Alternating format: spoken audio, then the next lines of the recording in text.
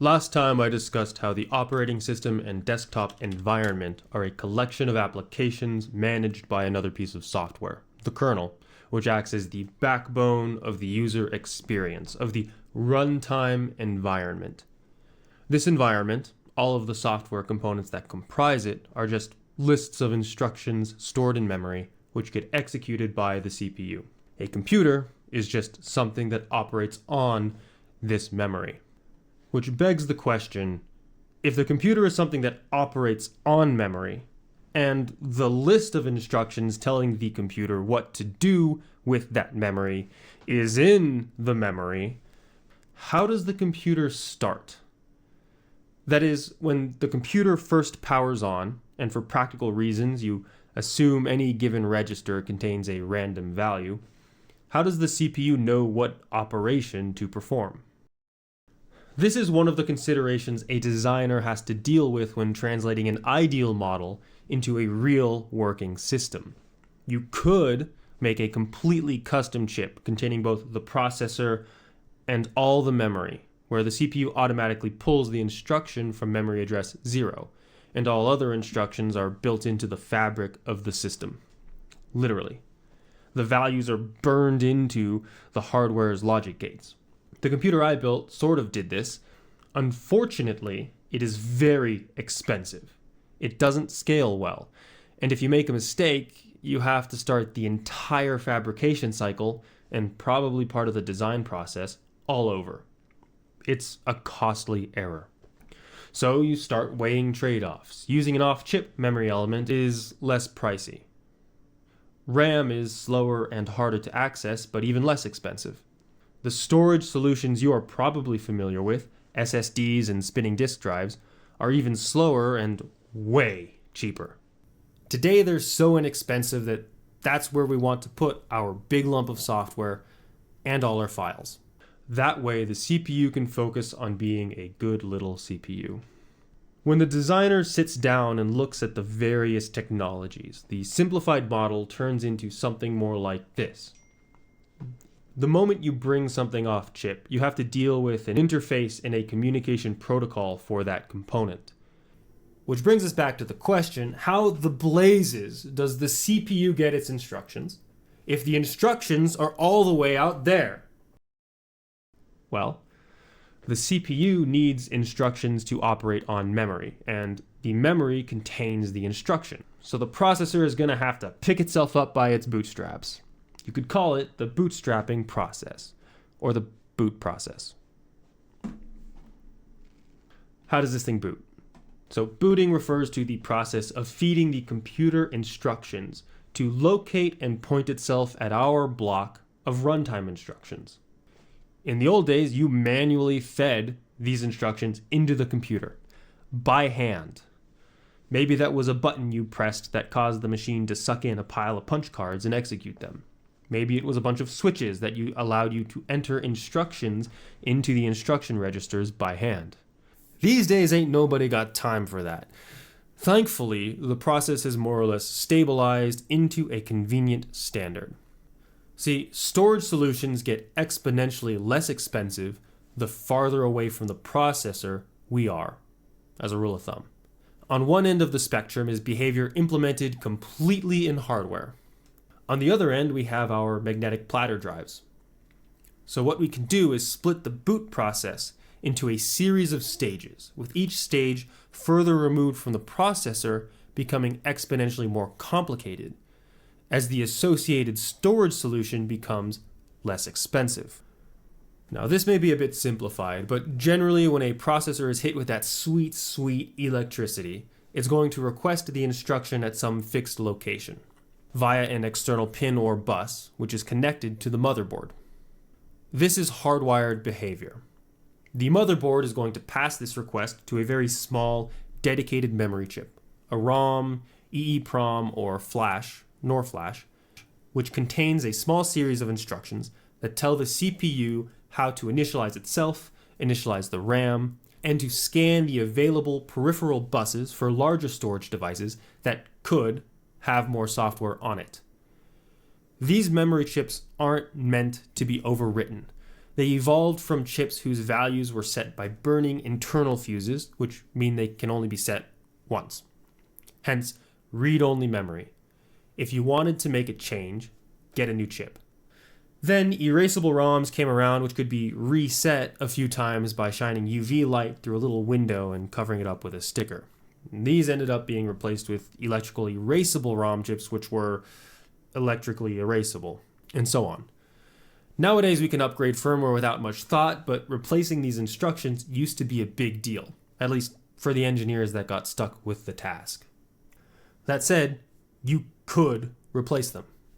Anyway, the instructions contained within these firmware chips constituted a basic input and output system that performs a power-on self-test, checks for additional ROMs, and then will scan for potential boot devices and grab a small chunk of data from sector 0, the boot sector. This data contains the boot loader, a slightly larger piece of software, still small enough to fit in a single sector, that gets copied into memory in which the CPU begins executing. So we use a small, immediately accessible list of instructions the CPU is hardwired to access in order to search for and find a slightly more remote, slightly larger list of instructions. The software can then repeat the process, grabbing and executing the list of instructions that comprise your operating system. Each stage allows for more complex software and more flexibility. As technology progressed and all these storage devices became larger, faster, less expensive, each stage of the boot process became more capable. Eventually, computers outgrew the early BIOS system and new standards appeared that provided a more unified, more extendable firmware interface that was way more flexible. It had more features, supported larger drives, and more drive partitions.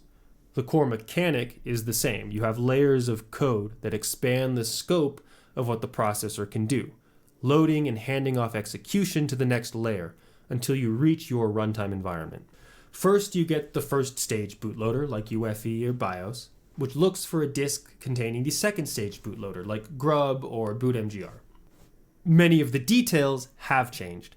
For example, I recently built up this classic Mac Pro. I guess it's technically not a Linux computer, but it stems from OG Unix, so it's close enough, and it gave me a lot of problems. That's because this system's hardware and firmware uses EFI boot, which is newer than BIOS but older than UEFI. So it took a lot of extra work to trick these older components to find and work with the newer ones. In short, the open core instructions sit between the firmware and the macOS bootloader and does the same thing. It prepares the system for the next stage. A brief note on computers becoming more powerful. The memory that contains our instructions and data are just a long line of individual registers. Each one is assigned a unique identifier that specifies where it's located. That location is used to send data to and from that register. So we call that identifier the address of the memory. That address refers to where that register is in space, the address space. The address is just a number, which means it can be stored in memory. For the computer to operate on it, it has to fit within a single instruction. A 32-bit number, and computers used to be 32 bits, can count from 0 to a little over 4 billion, which is 4 gigabytes worth of individually addressed registers. Now, a hard drive, instead of being indexed byte by byte, divides its data into 512-byte chunks called sectors, and then addresses those sectors, which allows a 32-bit system to support a 2 terabyte disk. When we switched to 64-bit architectures, the number of possible addresses went from 4 billion to about 18 quintillion, which is 4 billion times the range we had with 32 bits. Anyways, I'm not a security guy, but there are a few things here that are worth pointing out. See, the primary goal of the engineers building this stuff is to make it work. Only after you get it working can you consider how it might be compromised.